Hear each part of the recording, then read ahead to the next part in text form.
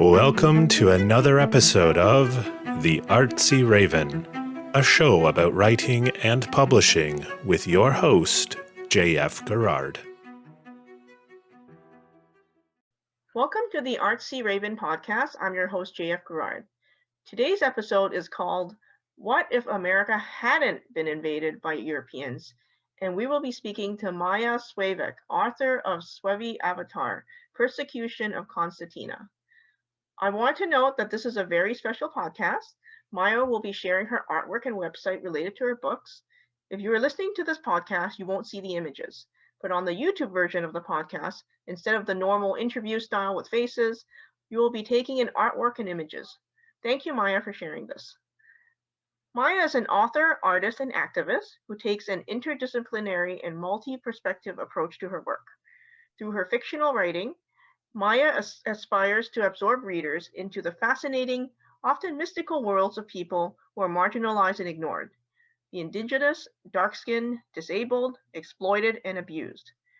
In her nonfiction essays, Maya draws on her training as a scientist and lawyer to clearly lay out the links between cause and effect so that readers can expand their understanding of the realities that afflict us locally and globally.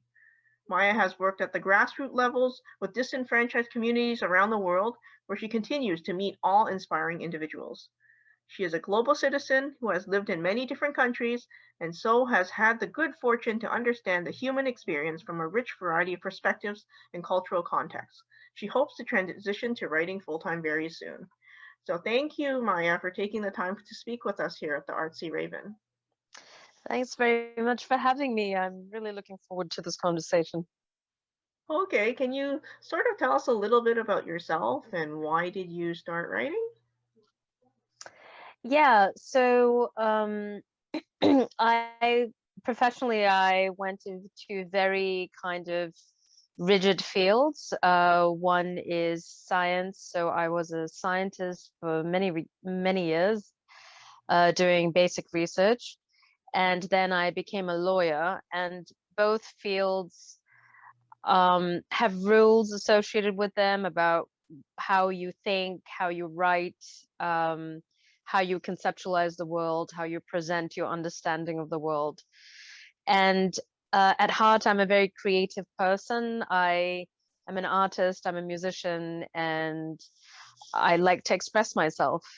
So writing seemed to be a great way to tell stories and explore the human condition and the human experience, which I can't really do in either of the professions that I've chosen. So that's the reason I started writing, and I started writing very young, actually. So this has been a long journey. Oh gosh, like when I look at your website, I see you have like a few books out already before this one. Um, Yes, so was it already?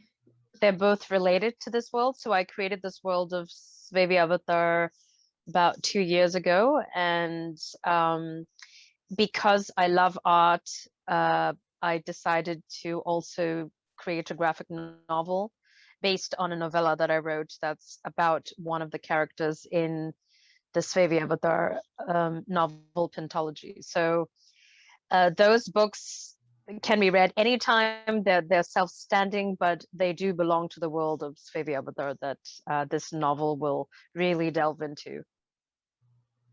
Do you do your own art or do you give the concept to an artist? So it's a collaboration. I have a team of artists that I work with, but since I'm an artist myself, I will sketch or draw what I'd like us to create, and then I, together with 2 or 3 other artists, will actually finish the complete drawing or painting or sketch. So it's entirely collaborative.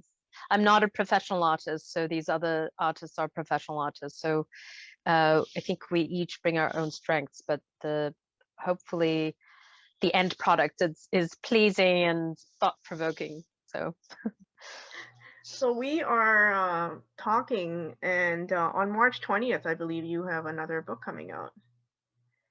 Yes, March 20th is the launch of the first book in the Svevi Avatar pentalogy.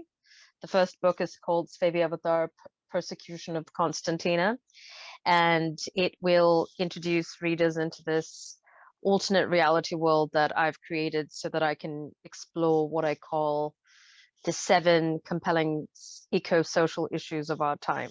Um, and it's also a journey into a world that could have been had certain events not happened in our real history. So it's a I yeah, I don't know what else to say about it So why don't you without giving things away. tell us maybe a little bit of the concept of this world, and maybe like the main character, like like what kind of world do they live in? Yes. So I um so if you look at history now, one of the things that one of the events that dominates our reality is European imperialism that happened over, I would say, about 5 centuries, began in the 1400s.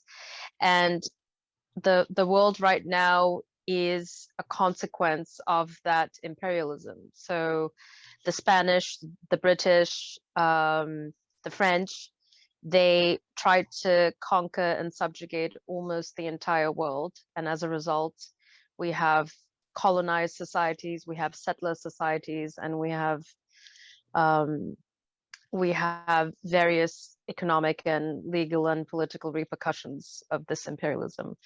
And so it's difficult to imagine a world where that didn't happen, and how the people would have been, and how the environments would have been, what societies we would have had, what legal systems we would have had.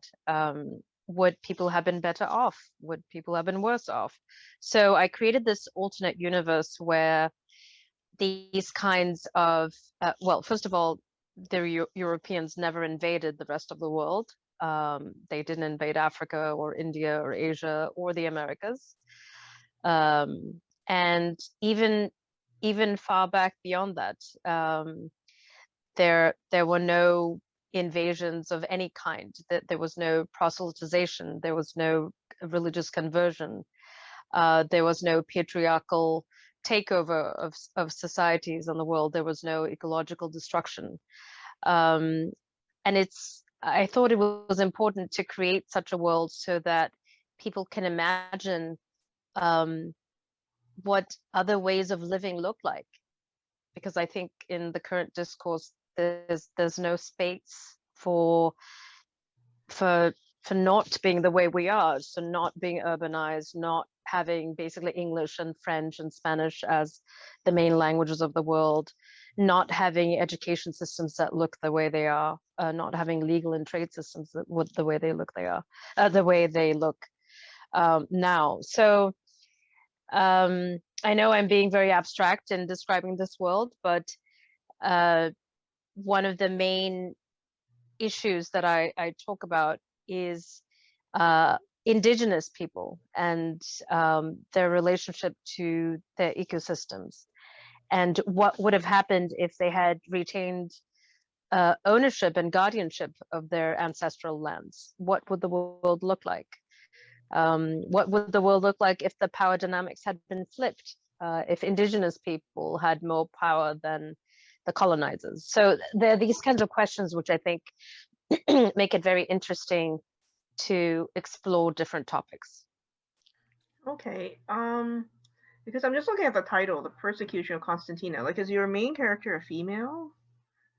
So there are 3 main characters. Okay. 2 of them are women, and 1 of them is a man. And the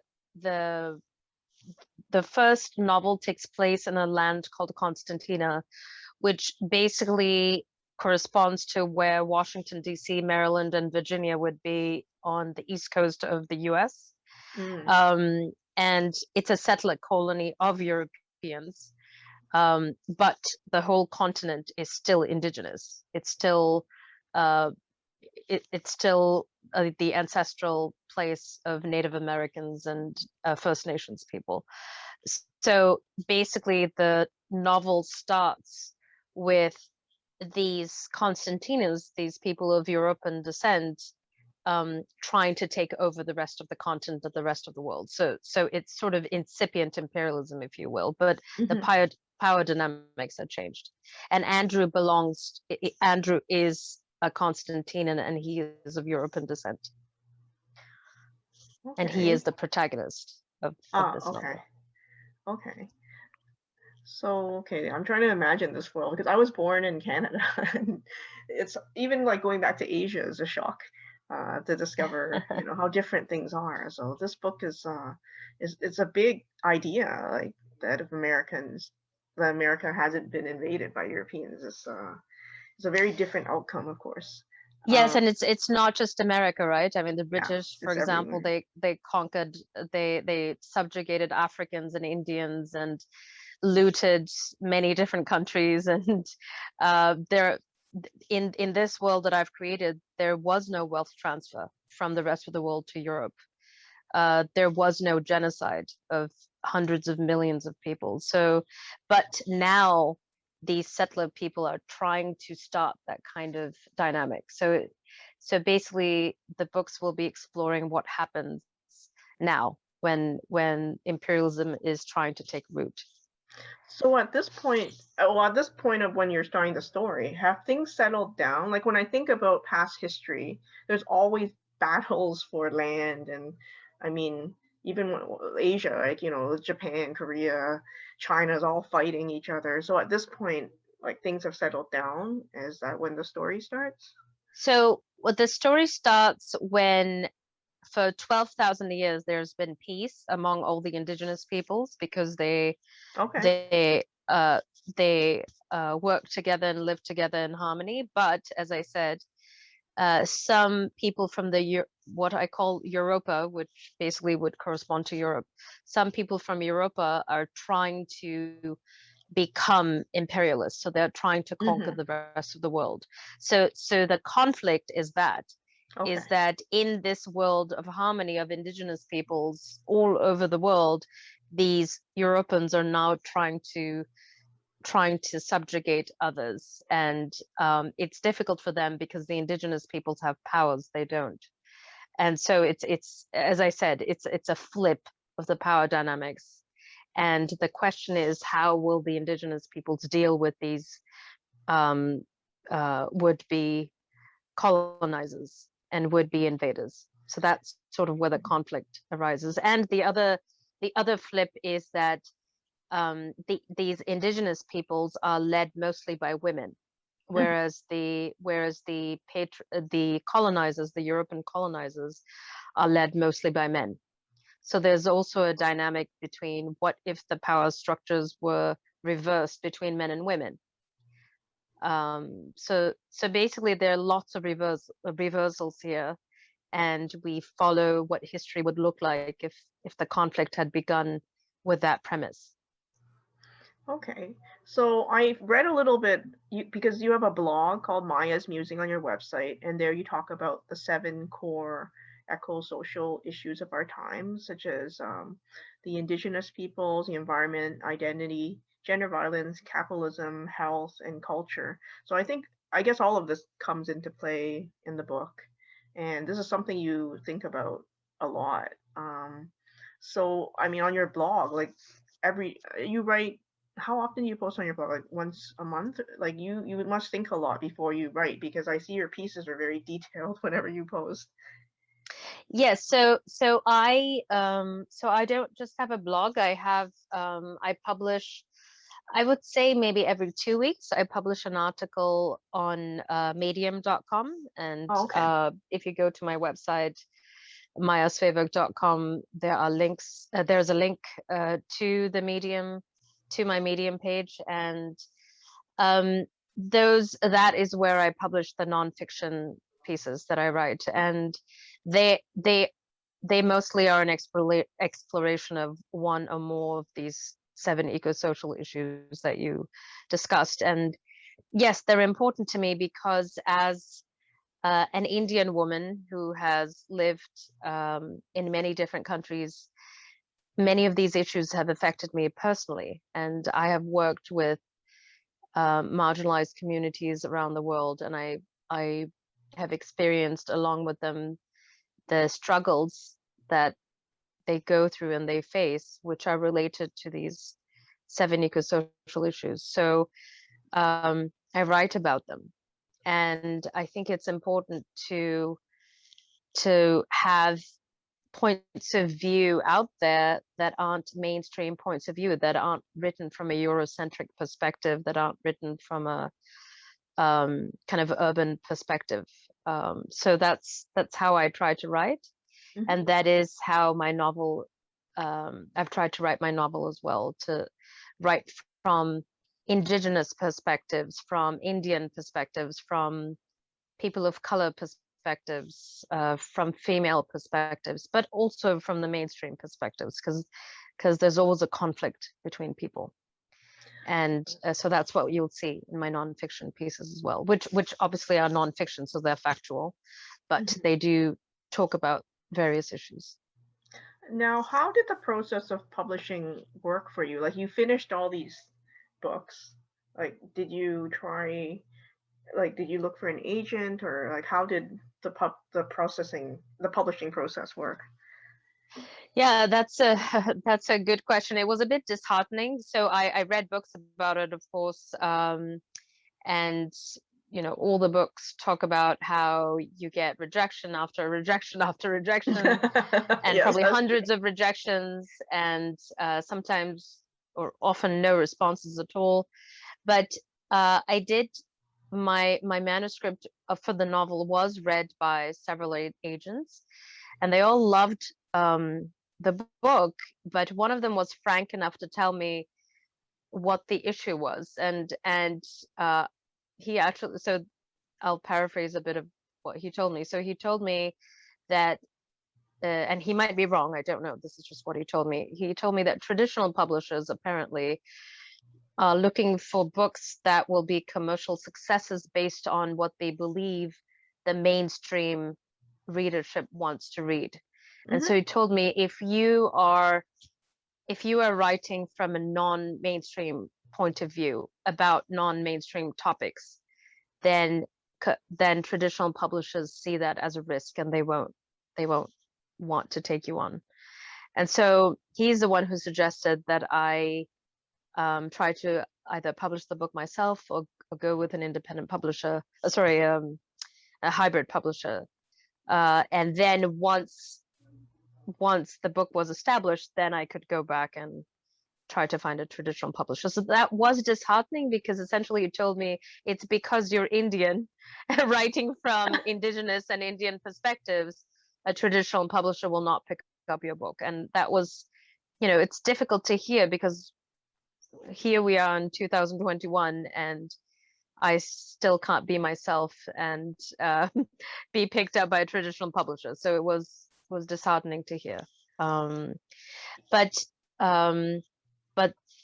that led me on a different journey. I found Lee Poppert, my editor, who's wonderful, and she helped me revise the book to a point where I think readers will really enjoy it. And Iguana Books, the publishing company she's associated with, they really taught me a lot about publishing, and there's just so much that goes into it that I did not know. And it really is true that, unfortunately, writing the book is the smaller part of the struggle. It's marketing it and getting it out there. Yes. And, so it's sort of backwards, I think, but I guess that's just how it is. So okay, it's a long journey. Yeah. One or two more questions before we let you go. Do you have any writing advice for people who find it difficult to finish a book? It seems to be a big project for a lot of people, and they're not sure what they should focus on. So I think if you're writing a book for the first time, and if you haven't written other things, maybe focus on a personal story that maybe you can fictionalize a little bit, so it's not, so you can't be identified maybe, but something that you know about and that feelings you've felt maybe, or maybe feelings that you've gone through with someone else, that someone else you know very well has felt. Because if you can't, and this is something I learned from Lee, my editor, if people can't read your story and feel what your characters are feeling, then the story won't be very appealing. Mm. So that's why I think it's best to write something you know and feel, rather than writing about something you don't know and feel, because then perhaps the emotions will seem fabricated and they won't seem genuine. That would be my advice. And write something you're passionate about, that you really want to finish, Yes. that you really want the story known. So yeah, that would be, once my process is a little bit, I don't know if other people have this process or not, but when I started writing my novel, I didn't know what the end would be. And I often didn't know what the characters would say to each other. Once I got into the writing, they just started talking to each other.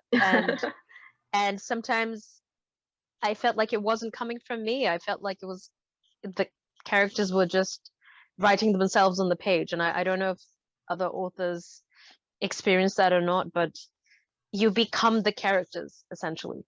And I think well, for me, the way that happens is a little bit of me in each is in each of these characters, which is why I think that happened. So why don't we tell people where they can find you?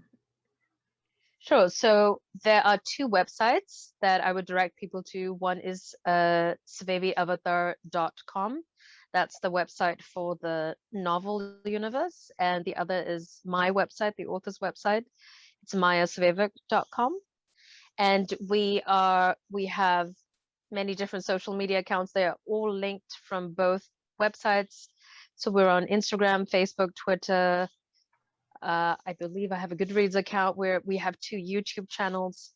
So there's lots of videos, there's lots of art. Our websites are very interesting, lots of stories, lots of interactive things to do. So I encourage people to visit the websites. That would be a starting point. And the book is available on Amazon and will be available soon in bookstores and other online platforms as well. That sounds great. So Maya is going to launch into a reading of her book. Can you tell us a little bit about what you're reading before you start? Yes, so I'll be reading the first chapter from the novel, Svevi Avatar, Persecution of Constantina. And the novel is divided into 45 chapters, so this chapter is very small. And I will give an indication of when so there's a little bit of monologue that's in italics, so I'll tell you when that starts. Chapter 1. Time of death, 123 day, Dr. Hunt declared apathetically before beginning to remove her plastic gloves finger by finger. The blue-eyed nurse standing next to Dr. Hunt stared at the patient for a beat too long before pulling the translucent white syntho sheet over the man's handsome face, frozen in a grimace of distress. What a terrible loss for womanhood. I definitely have voted for him to become the next governor. Nurse, Dr. Hunt scolded, turn your attention to completing his death report instead of assessing his virility. The blonde, syntho-capped nurse stood almost a head taller than the petite woman with elongated chestnut leaf-shaped eyes, yet Dr. Hunt radiated authority. Hers was a commanding presence, and her expression was almost as stern as her straight black hair. Yes, doctor, the nurse said, clearing her throat. Age 35. Death from a massive clot in the brain. No risk factors for stroke. Dr. Hahn yanked the plastic clipboard from the nurse, furrowing her brow in annoyance. If they'd had the foresight to bring him in sooner, I would have been able to break up the clot, and he would have lived. incompetent fools. The nurse shook her head as she removed the needle from the dead man's arm and switched off his monitors. How ironic, she thought, that this haughty-chin woman should be the first female staff surgeon in the history of Robinson Hospital, when her people almost wiped out the entire population of Constantina not so long ago. The nurse sighed as she busied herself with the routine tasks that followed her patient's demise, throwing the single-use syntho clothing, caps, sheets, and other plastic items into a large disposables bin. As she did this, she stopped suddenly and looked around her, then went back to work. No voice arose in the windowless room, but something indefinable stirred the air. This is where the italics start. From what is not, may I go to what is. From the heavy and unmoving, may I go to light. From death, may I go to immortality. Peace bound within time and space. Peace bound within order. Peace unbound. I am bound, yet I am not. The heaviness has lifted, as though I were never burdened with the unmoving. Death has absorbed all pain. I am captive no more to the excruciating agony between my breasts, constrained no longer within mortality. Let me release myself fully from this mangled body grasped so firmly by time and space. Let me dissolve this order that separates me from lightness, so that I may be all that has been, all that is, and all that shall be, and my bliss shall be eternal. I have freed myself from the confines of my own body. My essence is free to merge into the source. But wait, someone beckons me in death. Someone from across time and space, yet connected to me in a manner I cannot discern. He is surrounded by fear and hate. Were I to release myself to exist beyond the dimensions of those bound, I would no longer be able to guide them away from destruction and sorrow. In death, he beckons me once more. I cannot abandon him. I must not dissolve my order. Not yet. The italics end here. Just as the corpse was about to be rolled out of the operating room, a slight displacement caught the nurse's eye. She glanced at the white sheet covering the supine form. At the head, a small depression was heaving in and out. Doctor, the nurse gasped. He's breathing. Impossible, Dr. Hans said dismissively. He's been dead for 34 minutes. Unhurriedly, the translucent syntho sheet slid down a muscled, naked torso as the man sat up and turned his vividly hazel eyes on the small sand-colored woman wearing a stethoscope.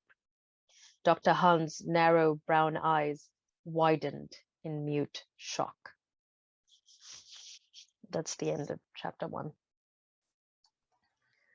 Okay, thank you very much, Maya, for doing this wonderful reading, and thank you for being on our show. And Maya's book, the Svevi Avatar, Persecution of Constantina, is available through Iguana Books on Amazon. It's launching March 20th, 2021. And you can find her on her website, on Medium, Instagram, and Twitter. And also, to celebrate the launch of her new book, we'll be giving away a $30 Amazon gift card for people to buy her book. So please visit our website, jfgarrard.com/airpodcast for the links, and you can enter the raffle between March 20th to the 25th. The Artsy Raven is produced by J.F. Garrard. The voice in the show's introduction is Chris Gorman, and music is by Tim Moore. For more upcoming episodes of the Artsy Raven about writing and publishing, you can visit our website. And if you enjoyed the show, you can show your appreciation by becoming a Patreon or buying us some digital coffee. And thank you so much again, Maya, for taking the time to join us. Thanks very much. I really enjoyed our conversation. Thanks very much. And it's very rare to find a book on alternative history in which America wasn't colonized, so I highly recommend people to check out this book. So thank you very much, everyone, for tuning in. Until next time. you.